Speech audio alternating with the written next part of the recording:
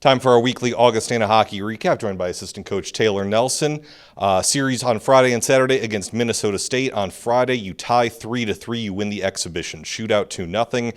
And then on Saturday, a tough 2-1 loss. Minnesota State scores a goal in the final 2 minutes. Just your overall impressions on the weekend. Yeah, it was a good start to a good rivalry, and intensity was high in both games. And we came out victorious in the shootout on the Friday and got off to an early 2-0 lead. And but it was good effort all the way through. And at times we had some really good moments in our game. At times we needed to find a next level, and we were able to do that later on through that game to get the victory. Yeah, let's take a look at Friday's game. You mentioned the 2-0 lead. You had talked about earlier in the week how the first shifts, getting off to good starts. What worked so well on Friday? Yeah, we were just on our toes and trying to dictate the game through and through. And it was important not only to get through the first shift, but for us to be able to stack some shifts together. And it's tough in this game of hockey to make sure that you keep the mentality of what's happening next. What do I have to do when I get on the ice next?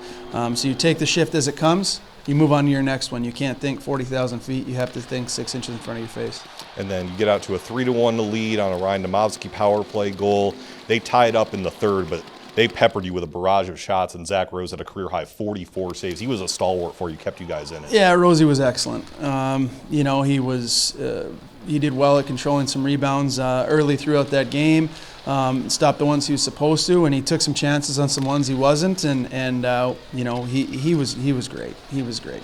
Describe that overtime, because when you get into 3-on-3, obviously things get a little more open, but that was kind of like a ping pong game, back and forth. Both teams had great chances. Yeah, both teams traded some pretty good chances. Both goalies played really well in that overtime frame, and yeah, you're throwing bodies over the boards, and you got guys that go out and skate and make plays, and there's so much time and space, and it turns into a track meet, and it was wide open, and both goalies were great.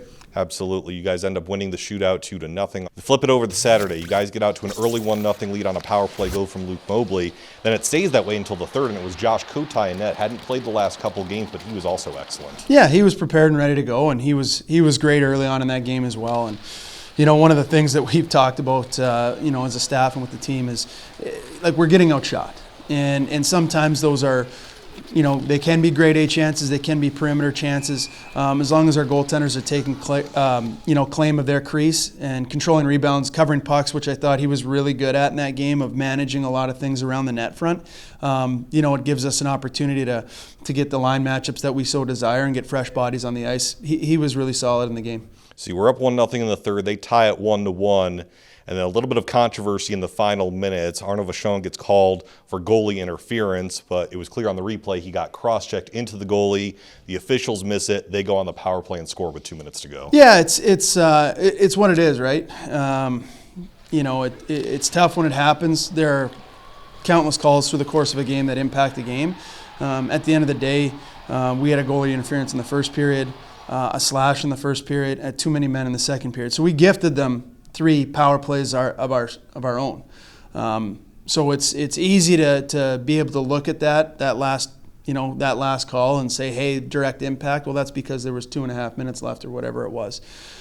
But the build-up prior to that was some undiscipline in terms of how we were playing, and that puts a lot of stress on a penalty kill. It puts a lot of stress on certain individuals that have to penalty kill, and then more importantly, you've got guys sitting on the bench that don't penalty kill, and so they've got to find a way to get back into the rhythm of the game. And so I'm more worried about the 3 penalties we took earlier in the game than that one right now. Sure. Obviously, it was a tough 2-1 loss, but as you said, the start of a great rivalry with Minnesota State. Overall, when you got into the locker room after Saturday, what was kind of the mood and the message to the guys afterwards? Yeah, listen, we want to play, at the end of the day, it's tough to take pride. It's tough to always take pride and have moral victories because you want to win hockey games. And that's how our guys felt. But I was proud of them. And there was a moment in time, especially in that second period, where we were dictating the entire game. It was, transitioning. We were getting offensive zone changes. We were hemming them in. And so there was a lot of really good moments in that game. And again, our strive for consistency continues. Our strive to want to finish pucks into the net. We had some looks in that game that just went by post. Well, hey, we've got to learn and grow, and we've got to start burying those opportunities. And now we're putting teams away. We're not letting teams hang around in those moments. We're sealing the deal and going up 2-3 goals. All right, one last thing. Coach Rabs is back this week, coming off his gold medal appearance with the U.S. team at the World Juniors, gets a gold as an assistant coach, comes back to practice, gets right back to it. What's it like having Rabs back? It's great having Rabs back. I mean, just energy constantly. He's excited to be back too. Excited to see the guys. They're excited for him. They get on the ice and everyone smiles, congratulating him. But it's nice to have him back. I mean, at the end of the day, this is Coach's team. And he's done a fantastic job. We're excited to have him back for this second half push. And just the word exciting is the one that's looming. And a big welcome back to Garrett Raboin, back from Sweden, and a gold medal for the U.S. team in World Juniors. Just how did it feel being over there and getting to experience all that was? Yeah, I mean, it was an incredible experience, obviously.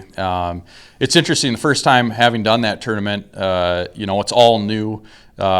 Incredibly impressed with how USA Hockey handled and set those guys up for success. Staff was tremendous. The players were great. And obviously for that 04 group, really excited for them to get that result because they wanted it so bad. Obviously, you guys end up winning 6-2. You get the gold medal. What's it like, going through that line, getting that gold medal and knowing what you guys had accomplished? It's surreal, I guess. It's, if you even look back a year ago today, like I never thought I would have had that opportunity. But so fortunate for Coach Carl and John Van Beesbroek, USA Hockey. But again, it's so much the group. Like, you're just so happy to be there with those guys. It's a short tournament, so you're just getting to grow as a team, and then you all go your separate ways.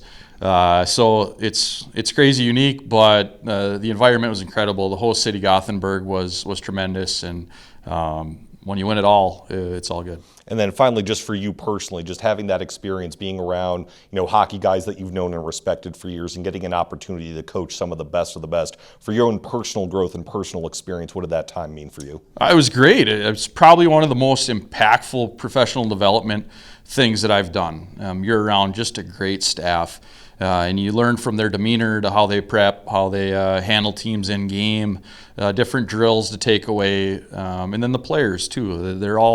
They're similar to our guys, but some of them are a little bit different. There's stuff that's reaffirming in how we do things, and then there's stuff you take away that you think can make your program better.